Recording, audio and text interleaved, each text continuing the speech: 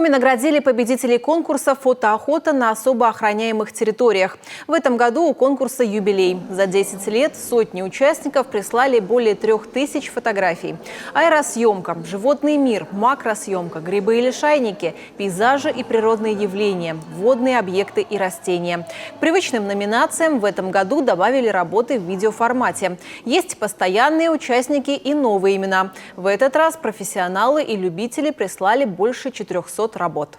Наша основная задача ее сохранить для будущих поколений, для наших детей. А вот возможность ее запечатлеть, сделать снимок – это огромный талант.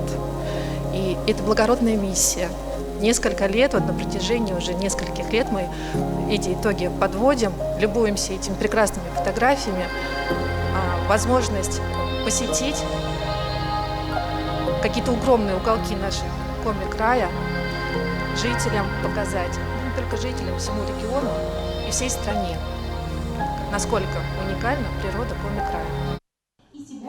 Победителем в номинации «Пейзажи и природные явления» стала студентка СГУ Ксения Рочева. Она не занимается профессионально фотографией, а любит путешествовать и особенно по родной Коми. Уже объездила родной Ижемский район, дважды побывала на Приполярном Урале. Во время одного из своих походов и была снята эта фотография.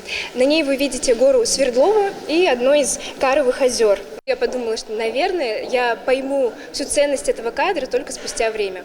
Так и случилось, и когда я уже дома отсматривала все материалы, я по-настоящему восхищалась. Я думала, скорее всего, наверное, у жителей нашей республики также случается иногда, что мы относимся к нашей красоте северной, к красоте нашего региона, как будто бы это, само собой разумеющееся. Поэтому такие проекты, как этот, они помогают нам по-новому посмотреть, как будто бы со свежим взглядом.